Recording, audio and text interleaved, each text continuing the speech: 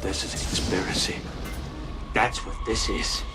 Just begging to course its way through your veins. Let's just for a moment speculate, shall we? You're into comic books, aren't you? I'm a nerd. But you do like comic books. Comic books aren't just for sad nerds anymore. Do you think we need one more? Strange things are afoot at the Circle K. Do you think we need one more? Objection, calls for speculation, move to strike. This is a bad idea. This is a bad idea. All right, we'll get one more. Spectators, a comic book podcast with Jake and Jesus. What's going on, spectators, and welcome to this, the 103rd episode of Spectales. I'm your under-caffeinated, overstimulated host, Jake, alongside a man who by the age of 6 was well over 6 feet tall, and his beard had a diversified portfolio and Roth IRA. Of course, I'm talking about the estimable Jesus. What's going on, Jesus? Well, I just like to give everybody the I guess the truth here. There's nothing like compound beard tryst. That's right.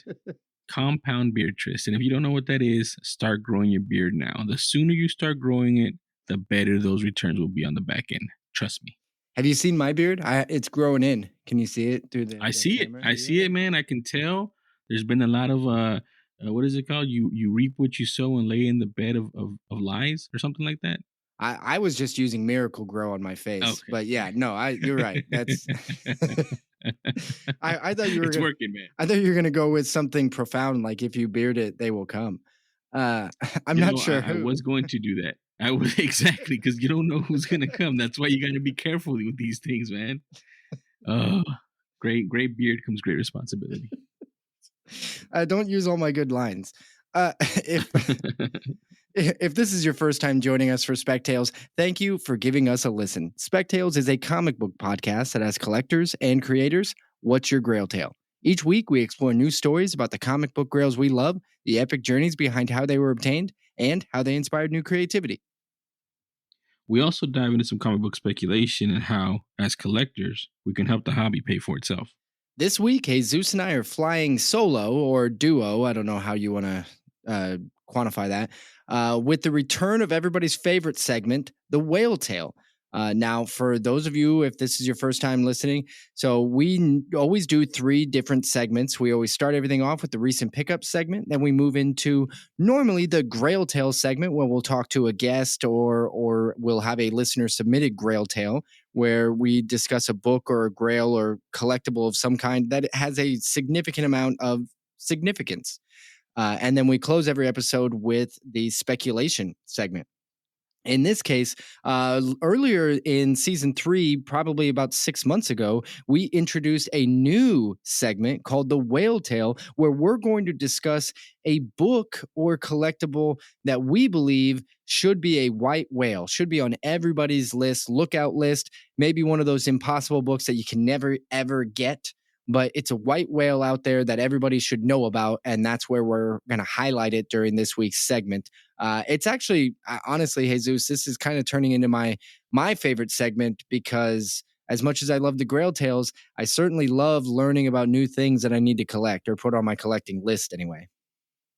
Yeah, and there's actually a twist with today's Whale Tale. It's cool, it's different, and I like how the way you put it that. Because I'm also learning as well, right? Like this is me learning about different types of books, different collectors that collect different types of books, different collectible books themselves, and why. And this is definitely one of them. So I'm excited about today's Whale Tale. Learning is fun, right? It's I mean, it's like reading Rainbow, all over again. Yeah, the more you know. Exactly. We are just a continuation of the Reading Rainbow. From the, for all the children of the 90s. I believe it was early 90s, right? Yeah, the comics subsection of the Reading Rainbow. Yeah, probably. Anyway, Jesus, I think we should just get right into our first segment.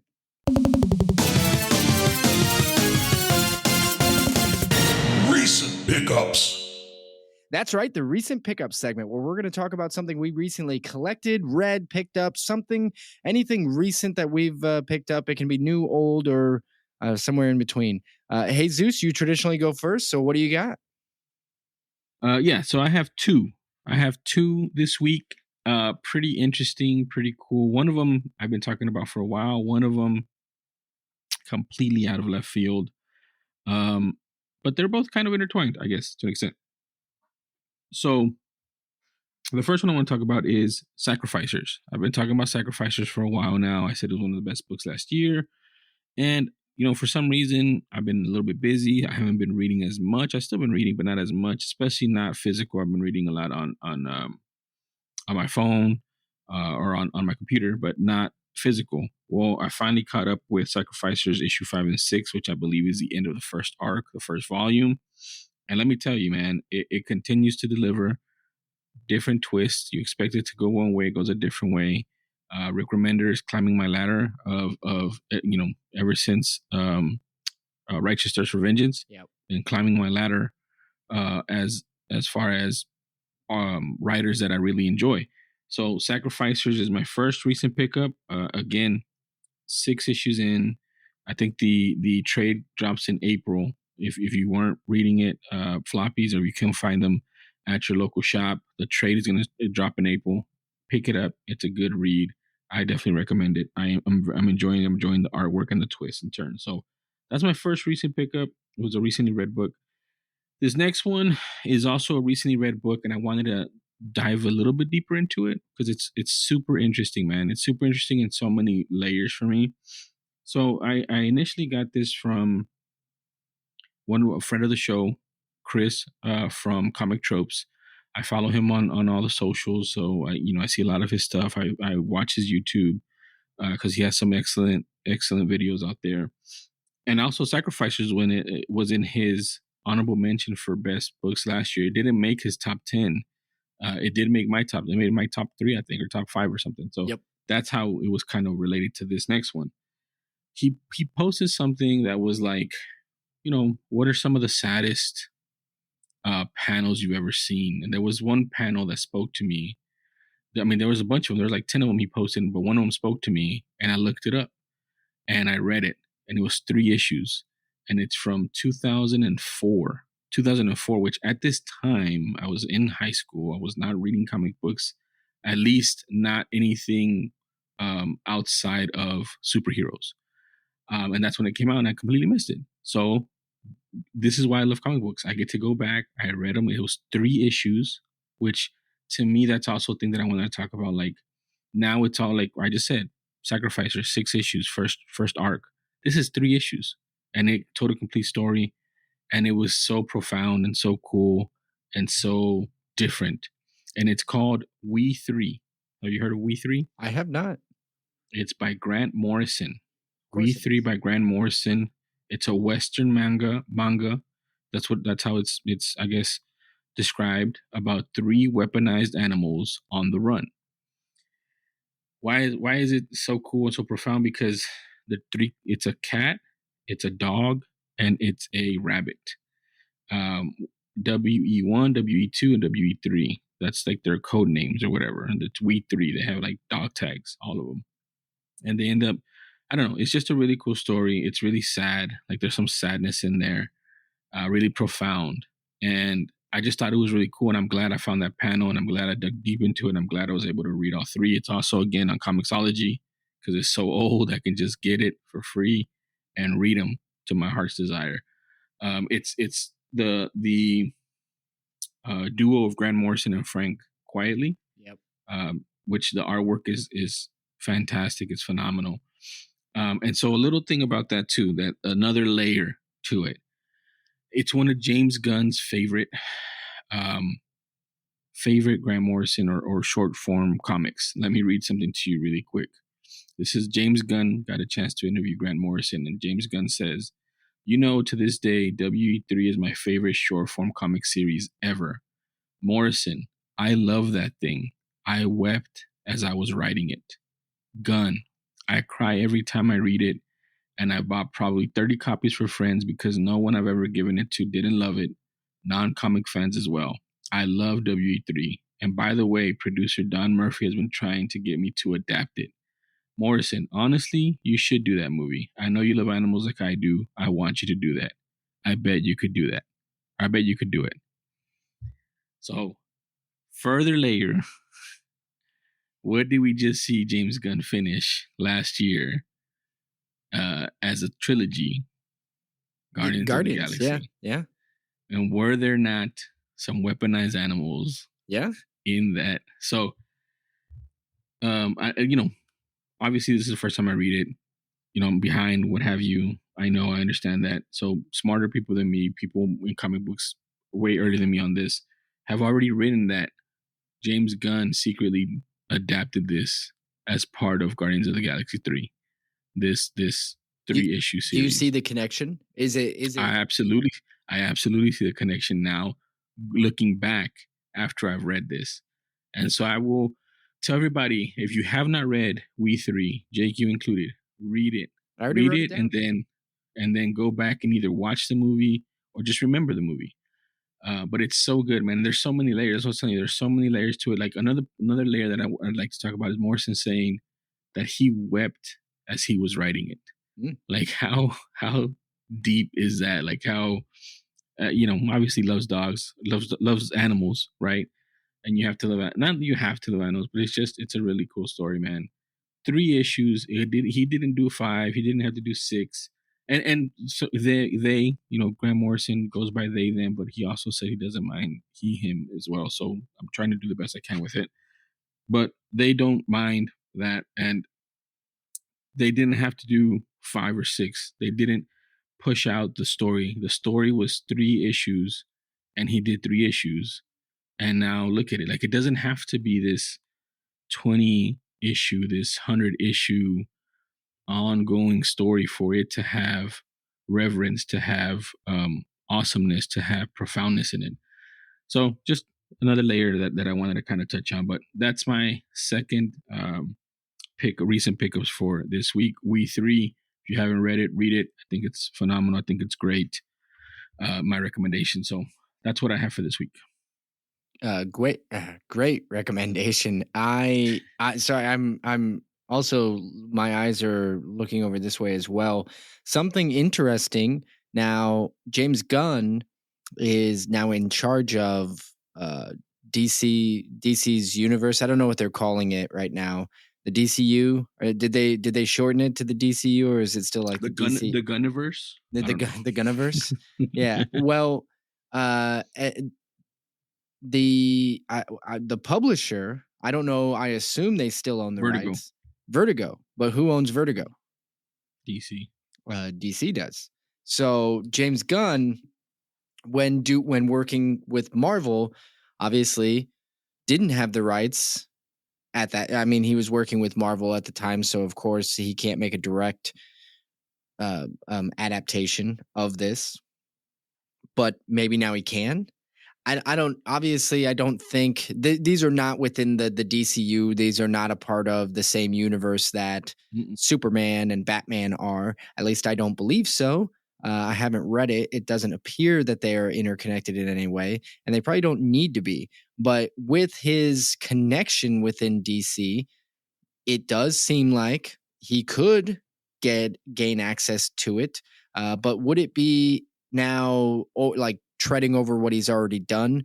I definitely am very intrigued. I want to read it, and you know me, I really do enjoy reading these types of stories, and I like branching out from the superheroes. As much as I grew up loving the superheroes, suddenly I am, wanting more. So I appreciate the recommendation. I will give that a read, and the fact that it is just already free on Comixology means that I can read it tonight if I want to. Yeah, dude. I read it in like an hour, and I was like, kept going back and forth. Another thing, James Gunn loves Grant Morrison. He interviewed him in 2014. That's where I was getting this information from. And he's also, from what I understand, right, the Superman screenplay is based off the Grant Morrison Superman, right? So I hadn't heard that, but it is not surprising if that's the case. Let me make sure, just to be sure. Yeah. In the meantime, I'm just gonna actually sit here and read this We 3. book. Which, by the way, if you are looking that up, I mean, you can just look up We Three and Grant Morrison, but it is WE and the number 3 is how it's how it looks. Yeah, it's All-Star Superman. All-Star Superman is what he said it's based off of. And that's written by Grant Morrison and drawn by Frank Quitely from 2005 to 2008, which is literally right after the We Three thing. Okay. So yeah, James Gunn loves Grant Morrison. In that interview, again from 2014, October 14, 2014, if you guys like James Gunn, you guys want to see where the DCU, the Gunniverse is going, I mean, read this interview with Grant Morrison because they go back and forth on a lot of really nerd, geek film stuff. So yeah, definitely read it. I really like that. I'm going to go ahead and I am going to read it, like I said. But I don't know that I can top that, by the way. My recent pickup is going to be something that just finished, something that started last year. And we have talked about it, but we haven't talked about it lately. And I do want to come back around and say that Christian Ward has done something so special with his Batman City of Madness. And, everybody is really praising, and for good reason, Daniel Warren Johnson's Transformers, right? He is doing all the art. He is doing all the writing, and it is incredible. I mean, it is, generational type writing, creation, right? Like we're looking at something that honestly, I don't even know how long it'll take, but somebody is going to want to adapt this into multiple other pieces of media, including animation or live action or something with regards to Transformers. The multiverse of incorporating G.I. Joe into the writing and all of it, like it's incredible. And I know Robert Kirkman he's considered the godfather of this, right? Like he's at the top. But Daniel Warren Johnson is everybody's showering Daniel Warren Johnson, but we forgot. Maybe not. Forgot might not be the best word for it, but we didn't discuss, or we haven't discussed Christian Ward, friend of the show, Christian Ward. By the way, he may not have been interviewed by us for his Grail Tale, but it was over last summer that he was on the show. Chris Hacker and Botter did such an incredible job getting his Grail Tale. And unfortunately, it was just before the announcement of City of Madness, so he wasn't even allowed to talk about it at that point. Yeah. But he just concluded the third book. First one came out last fall. Second one just at the beginning of kind of winter, and they just finished it, I believe. And it's incredible. It's amazing. Everybody should go read it. It is a quintessential Batman story. It is not disappointing in any way. You'll talk to people. Some people will say, "Oh, Hush was disappointing at the end," or whatever. Some people also really love Hush. I actually really like Hush. But what I'm saying is, there's all these like quintessential Batman stories written by some of the best creators of all time, and everybody has one that's coming to mind or multiple that's coming to mind, and we don't need to list them all out. This is one of them. And if you haven't gotten it, if you haven't read it, or if this magazine size of it has put you off or any of those things, fine. Don't get the floppies. Don't get the individuals. This is going to come out collected. I already own the floppies. I'm going to own the collected. I want this in a hardback. I want this up on the shelf, and I'm going to recommend it to a lot of people. And it's not just because Christian Ward brought back some of my favorite villains of all time with the Court of Owls. It is not exclusively because of that, but as a fan of the Court of Owls, it was brilliant. It didn't hurt. Yeah, it didn't hurt.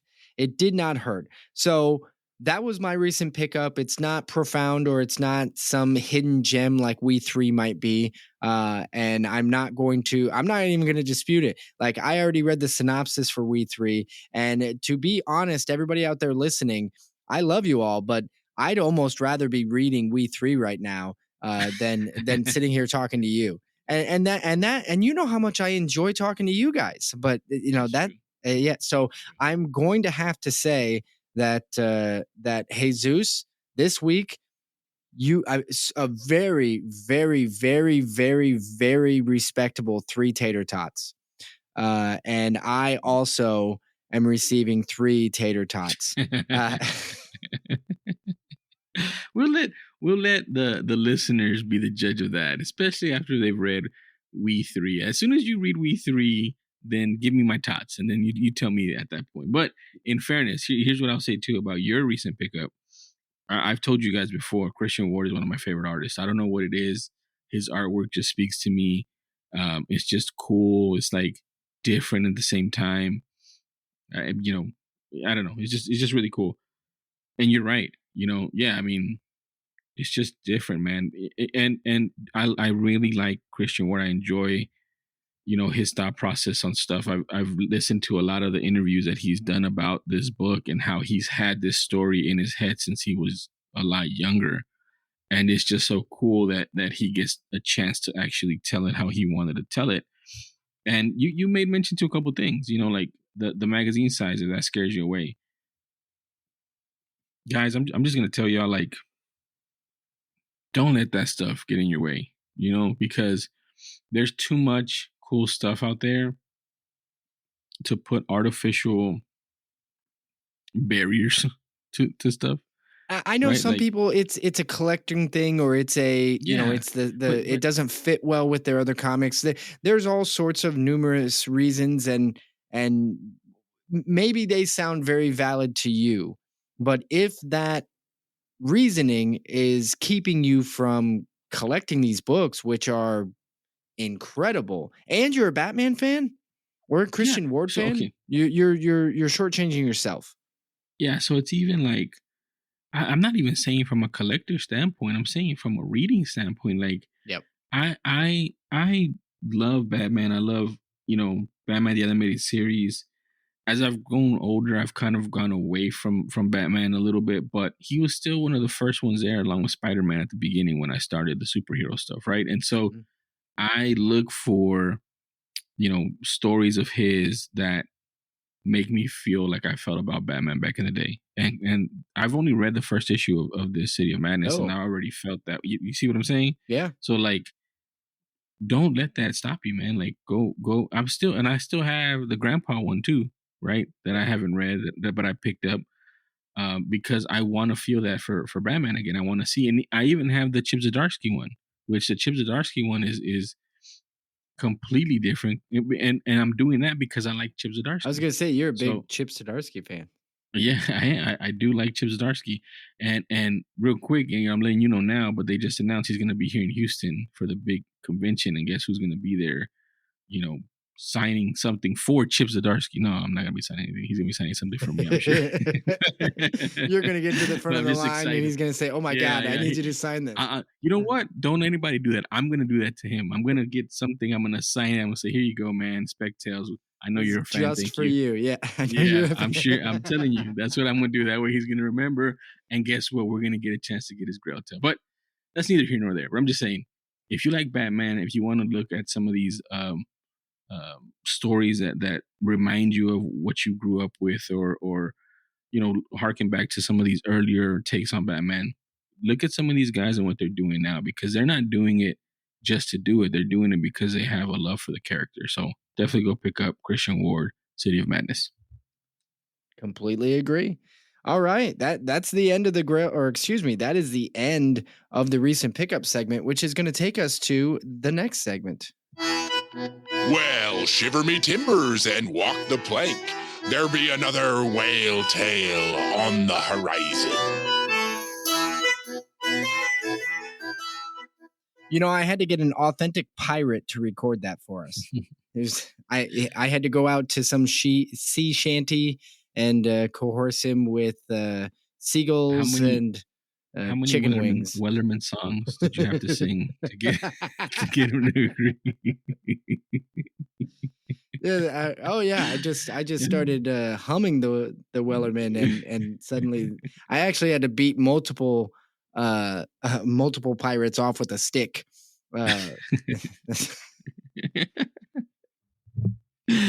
Oh man, I'm glad we got the authentic version though. We can't not anything bootleg or anything like that here. Just authentic. Did you say Authentic peg is what we leg? do. Yes, exactly. All right, man. So All we're right. So talking- what do we got? We got a whale tail here. What do we got, Jesus? we got a whale tail here. I've been seeing this book a lot, not a lot, but enough on Instagram. And so this is why it's a little bit different, right? Like I'm learning about it. I'm like, why is this book? I always say that. Why is this book important? Why is it popular? Again, going back to the Golden Age stuff that I'm learning about as well, and also with the Gerber books that I bought.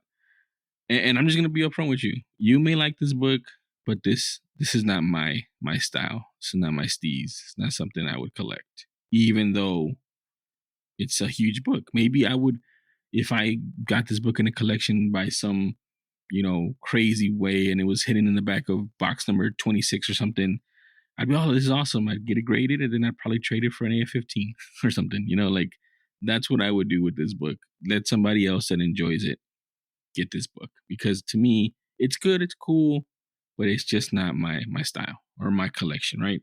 And the book that I'm talking about is none other, and I'm sure a lot of people are going to know this book, but maybe a lot of people don't, and I'm also going to give some background into it. Mask Comics #1. Oh, I know this. I know this book. From Rural Home is a publisher from 1945. 1945. Why is it important? Well, it's an L.B. Cole cover, right? We already know who L.B. Cole is. Leonard Brandt Cole, born August 28, 1918, passed away December 5th, 1995. Golden age of comic books. Huge comic book artist during the Golden Age with a lot of his covers. This book, they call it something like post-modern psychedelic or something like that, because it's supposed to be, psychedelic, black light, all this stuff, all these colors, all these, shapes and stuff like that. Don't get me wrong, like it's a cool book. Like you see it, it's cool, it's different, it stands out, especially for 1940. Like obviously for 1945, it was ahead of its time, right? Like it's something way ahead of its time.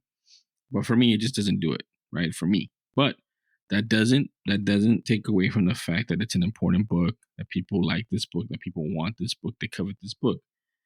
Let me tell you why. Another reason why.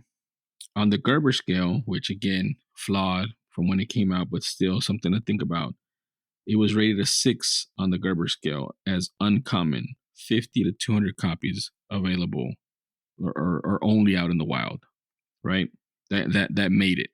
Mm-hmm. Now, this Mask Comics, there was 2 issues in this run. Mask Comics #2 is a 7 on the Gerber scale, which is also a cool cover, same style, same colors. And that one is scarce. So as a 7 on the Gerber, that one, issue #2, only has 21 to 50 copies on it, allegedly in the wild. Now back to #1. On the census, there's a total of 79 on the CGC census. 67 are blue labels. 12 of them are restored. The highest blue label is a recent one. It's an 8.5 from the Promise collection. Wow. There is 2 9.6 restored. And that's the highest, a 9.6 restored. But the highest unrestored is an 8.5 from the Promise Pedigree collection. Last year, 2023, there was only 3 sales of CGC books that were accounted for in the census or on GPA analysis, which tracks this kind of thing. The first one was the Promise collection, the 8.5, the highest on the census, sold for $144,000. Next, in August, a 7.5 sold for $54,625. And then in September, which is the last sale of the year, a 2.0 sold for $12,600. So it only moved 3 times last year. Damn. At least that was recordable, that we can record. So that's why this book is so sought after. If you see it, guys, you guys will probably like recognize it, but not necessarily know what it is. I think it's been made into posters, into other kinds of stuff. That's how iconic the cover is. Let me see what else here about Mr. L.B. Cole. Let me see. Also, Rural Home has some history to it as well, from the Fitzgerald Publishing and stuff like that. So go ahead. Oh, he's a German American as well, by the way. Now, I want to say, I thought at one point our good friend Ryan over at Automatic Comics had a copy of this. Now, Sure he did. Well, I mean, he has had some very, very, very rare books, and I know, I don't think he has this one. I think the three most rare ones that he had was the Punch comic number 12, the Chamber of Chills 19, and the Black Cat Mystery Comics 50, which are all very rare comics indeed, but even more impressive is the grades that he has. His Chamber of Chills 7.5, which is, I think, one of the highest. And then he also has a 9.0 in that Black Cat. But I'm pretty sure the Chamber of Chills, he did sell it. Gosh, I thought he had a Mask 1, even if only for a short period of time. But I'm not seeing it. I don't know if he had a Mask 1 or Mask 2. I'm not seeing either in any of his stories, and it would have been more recent that he would have had it than not. So I guess perhaps not. But either way, I think that is a book that Ryan either has his eye out for, or and I did take a look at Mask Comics number 2, the book that you had, also cover art by L.B. Cole, right? As you said, more rare than Mask 1, although I think both of these are relatively rare comics, especially in a reasonable grade. But in general, even unreasonable grade. I mean, yeah, even unreasonable grades, 12 grand. I don't necessarily think you would be. I think both of them are worthwhile grails, or whales, I guess, to chase after. Yeah, I think they're great, and the art, the artwork, just the word mark for Mask at the top of the book is. It's different between the two books as far as the coloring, but I feel like that was even unique at the time, and that's probably a big reason why these books are so very popular. But the level of detail and the artwork, and it's I can't imagine anybody seeing this in the wild, even if you don't know what it is, seeing one of these books in the wild and not saying, I should probably get that, put that in my collection until I figure out what it is. Like they're just that good. These are those type of covers that's one of the reasons why Golden Age people or collectors, they collect for the covers, right? There's not, I mean, besides it being a number 1, there's not really much going on in that book besides the cover, besides it being an L.B. Cole, which is the artist's cover. But yeah, it speaks to you. It's different. It's like, something about this cover is cool and interesting, and potentially valuable, right? Like that's kind of how it goes. But then also, like you mentioned, book issue 2 of that run is more scarce, but it's not worth as much. The number 1 is worth more and is more coveted by collectors, even though number 2 is more scarce. So yeah, I mean, there's all kinds of reasons behind it, all kinds of things that go into the value of it and what collectors want. But that book just I mean, kind of skyrocketed as well to an extent. And if you're an L.B. Cole, like if you like his artwork, which he has a ton of cool covers, that's a book you're gonna be wanting. That's a book you're gonna be after, is what I'm saying. And it's not gonna be easy to get a hold of, because there's only 79 CGC graded, and 12 of those are restored. So like it's gonna be tough. It's gonna be tough. And if you're either a completionist, or if you just like this guy's body of work, you're gonna want that book. So be on the lookout for it. Again, it's very unique for its age. It's psychedelic, post psychedelic. They're calling it, or pre or something. No, what's the word for before? Pre psychedelic? It's not pre. There's a different word for pre. In the art realm, I guess, in the art world. I don't think yeah, I'm not educated enough to know that one, I guess.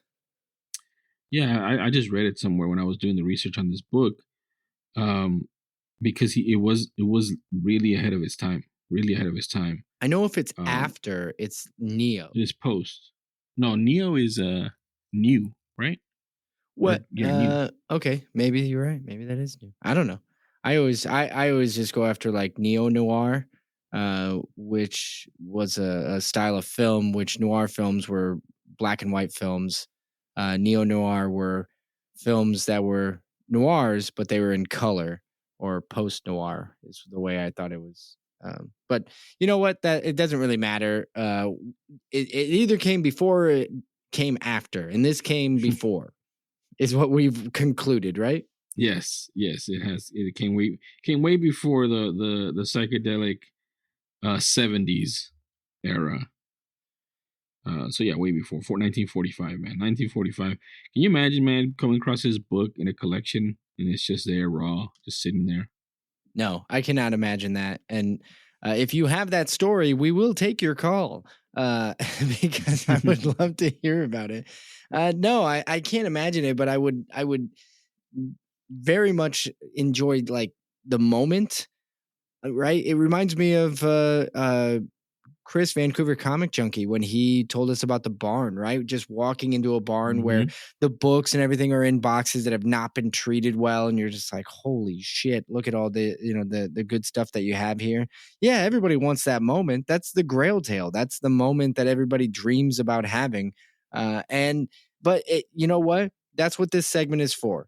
It's to better prepare you when you have your moment, so that you are educated. This is, you know what we need. I don't know what the music was for The More You Know. G.I. Joe used to do it, I think. But the more you know about comics, and that's what this segment is. So I completely agree. Everybody out there listening, go look up Mask 1 and Mask number 2, both LB Cole covers, and get to know LB Cole art, because one thing that you can be sure of is it doesn't matter what the cover is. If it was done by LB Cole, that is a collectible. It's somebody wants it. Yes, very much so. The more you know about LB Cole and how to recognize his art, the better you. Yeah, and I'm sure we'll put the mask, the cover on some of the artwork for this episode, so you guys will have easy access to it. Yeah. Oh, easily. Yeah, that's an easy win. There you have it, man. That's this week's Whale Tale. Nice, good selection, Jesus. Finishing up the Whale Tale segment means that we are in for our final segment. Speculation. That would be the speculation segment. This is the one where we're going to talk about something collectible that you can use to help the hobby pay for itself. Maybe it's something that has decreased in value that we think is going to have another bump, or maybe just something that is just sleeping in the bushes that you might want to store away for just a little while. And in this case, Jesus, what do you got? So, I have something that's kind of trickle down speculation, not economics, trickle down speculation, if you will, or the building snowball, right? The avalanche or whatever. I'm just going based off Deadpool, the trailer, right? It broke records for the most views in one time. And, I get, a lot of the chat that I have going on with my buddies, the comic book people and stuff like that. And they're all, are we back? Is it back? Is MCU back? Like, right? Like that's I've been seeing, right? I've been seeing the memes going. Yeah. So is it back? So let's say it's back, right? Let's say it's back. Deadpool does really great. There's a bunch of comic book stuff, even though Madam Web didn't do as well or whatever. Like, it doesn't count. I'm just saying like the MCU at large, right? And usually how does that saying go? A rising tide floats beavers. Something, right? I think that's what it is. That sounds So exactly like what it should be. yeah, so let's talk about the other beavers that are gonna be rising, right? What's it called? The Toxic Avenger. Yeah. Toxic Avengers coming out, right? Yeah. And so I thought about this. I think we've talked about this, a little bit nostalgia, talking about nostalgia. We've talked about it, but I'm gonna talk about it again because I really think that I also recently saw a guy, an 82-year-old in California that's refusing to leave his house, even though half of his like cliff or bluff was wiped out in the recent rain. So I'm talking about, the ecology or climate, and none other than Captain Planet. So Captain Planet #1 from 1992, Marvel. It's a Marvel book. Raws are going for $10 right now. A 9.6 you can snag for $129. And then also there's another collectible in that run, issue number 11, which is the last issue of the run. Very low print run, and it's scarce. So again, as you guys know, Captain Planet saves the planet, right? Because of man's, destruction of the climate. Since the 90s, we've been talking about climate, right? So I think it's ripe for and I think there was some news at some point, right, during the boom, that there was some Captain Planet potentially going on or something. I don't know, but I enjoyed Captain Planet as a kid, watching the show. I didn't know that there was a comic book about it. I definitely want to get my hands on one just because, I'm a sucker for nostalgia, and I also want to read it. I want to see what they were doing back in the 90s with some of these characters that were in cartoons. So that's my speculation for this week. Captain Planet #1, and then also number 11, because a rising tide floats marsupials. Yes. Like yeah. Well, and who doesn't like floating marsupials? I mean, nobody on this show, right? Yeah, seriously. Yeah, absolutely. So I want to talk about it's funny, we both kind of went to the MCU. I think that has something to do with the fact that, right, after the Super Bowl, after Deadpool, after Fantastic Four, all of that really generated a lot of excitement within the MCU, right? We're getting Marvel's biggest names coming back. I mean, Deadpool is definitely one of the bigger names, but everybody knows we're really more talking about like the X-Men or Wolverine.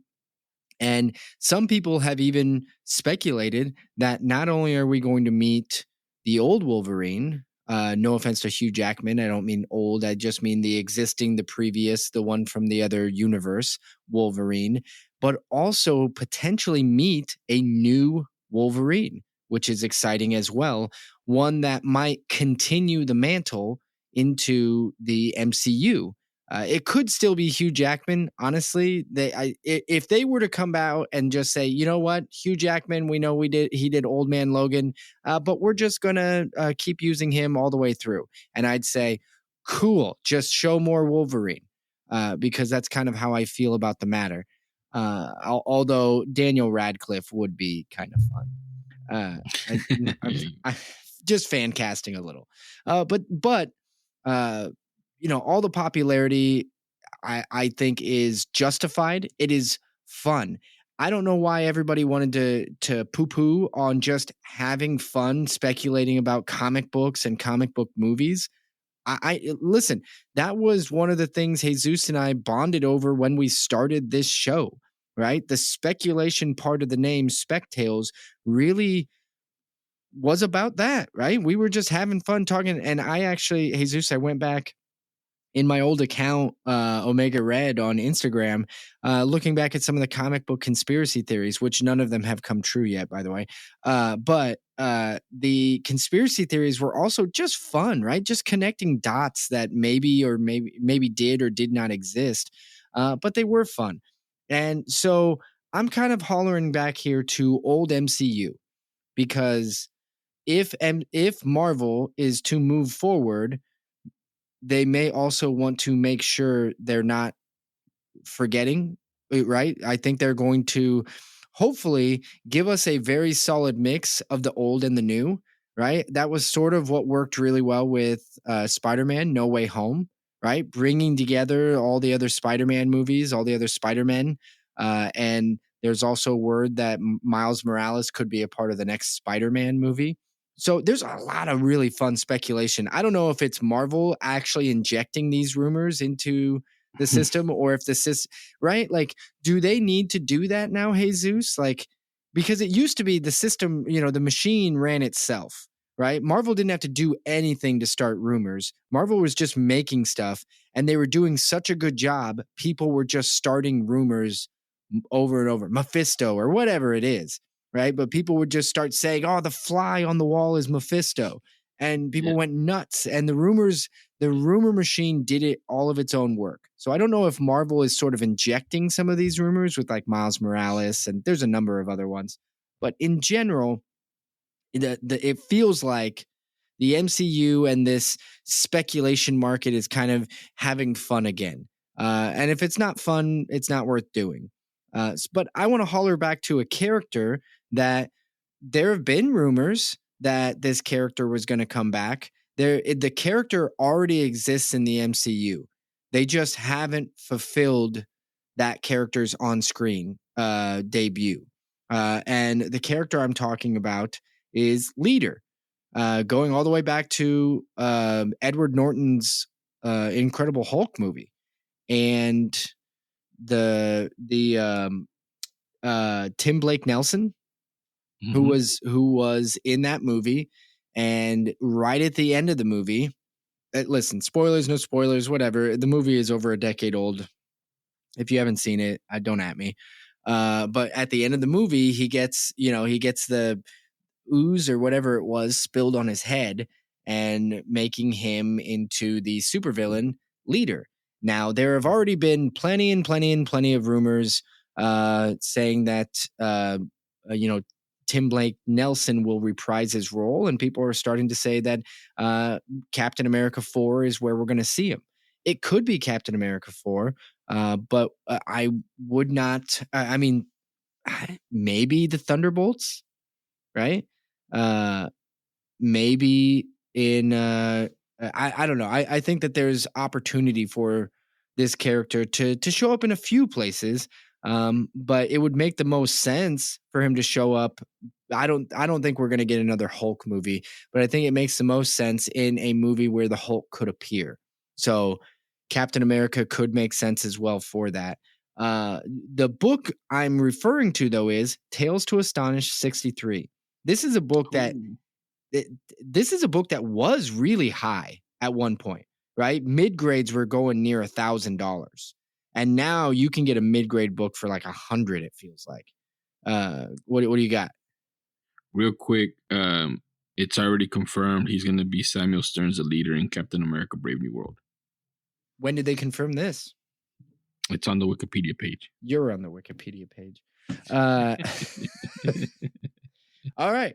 Well, here's the thing. This is a very affordable book, a very affordable collectible. If the MCU, if we see this engine, this machine starting back up where you're seeing money being injected into comic books again, while I'm not telling you that it is happening again, but there was a massive surge where thousands upon thousands of dollars were pushed into the comic collectible world, and you would see books like this upwards of $1,000 in certain grades. And this is a book now on eBay you can get for $50. Now, what grade that is, all I know is I searched eBay before I came to this conversation. $50. There's a few of them on there. And if it's the kind of book that you can get for $50 and sell for $100, and you've got goals, you've got some big books in mind, and you're wondering how you're going to get there, this could be a very easy book to help you get there. It may not get you all the way there. It may not be, a grand slam type of book where you're going to turn thousands on it.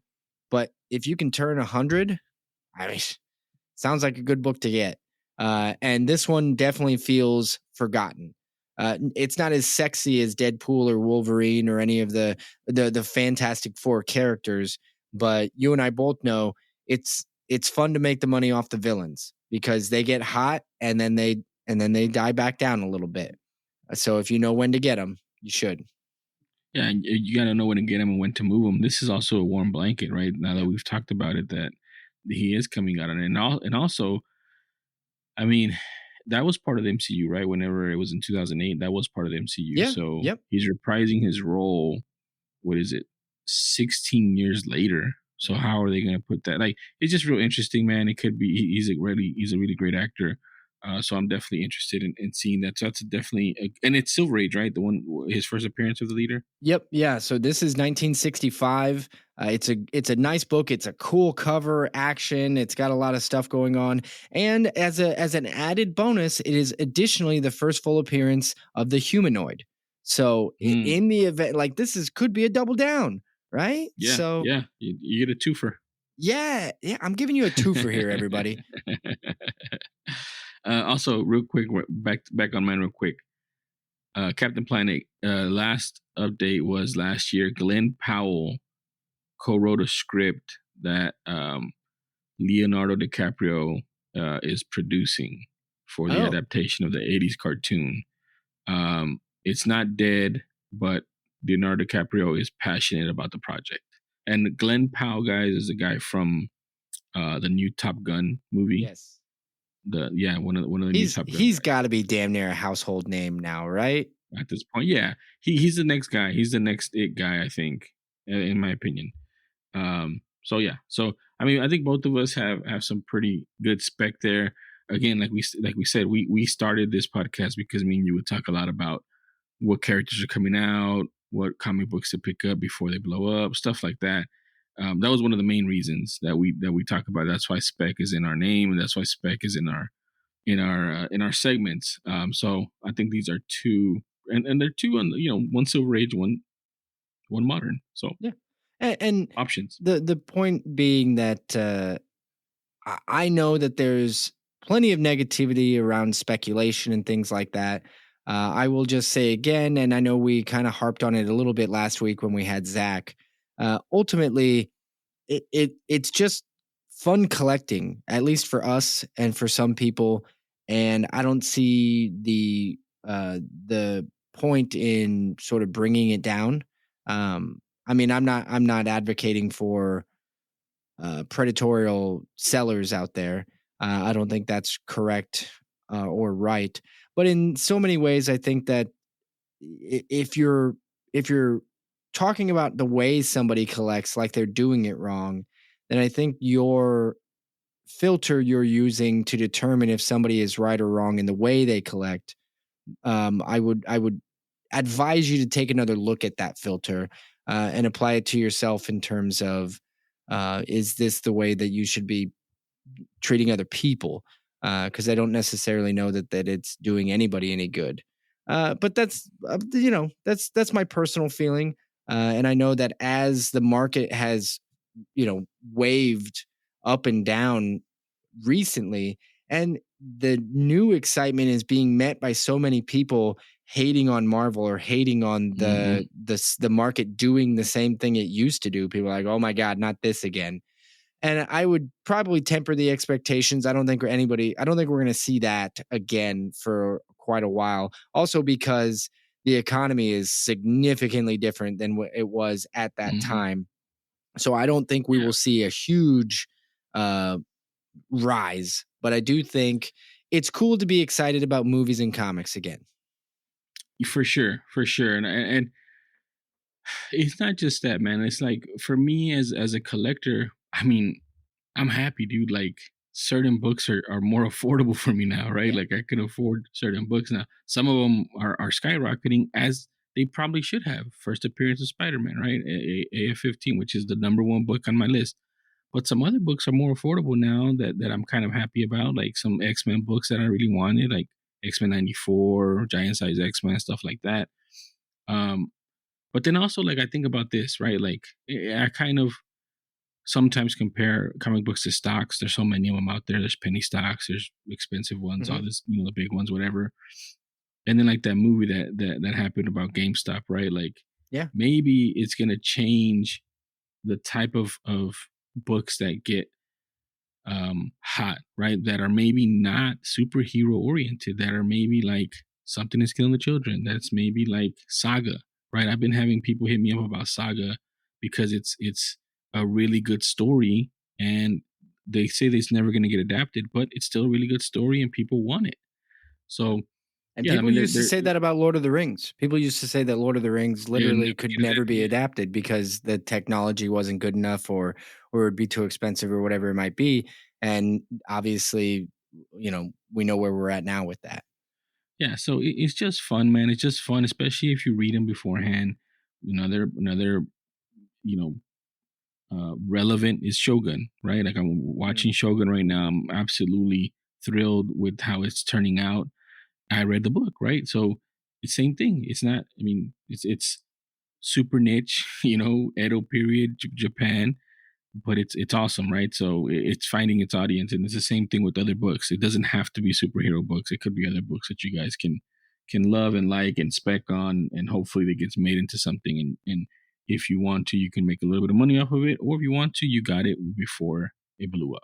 So there you go. Very well said. All right, Jesus, that actually brings us to the end. We've had a few since January kicked us off, or the end of January into February. We've had a few longer episodes, and while we are not apologizing for those longer episodes, this one is probably a little bit more in line with where we used to be with the length of our episodes. But I think this was good. This was solid. This was very tight like a tiger. This episode was. Very svelte. Very svelte. Very svelte, tight like a tiger. No, very, very cool. I am honestly very excited.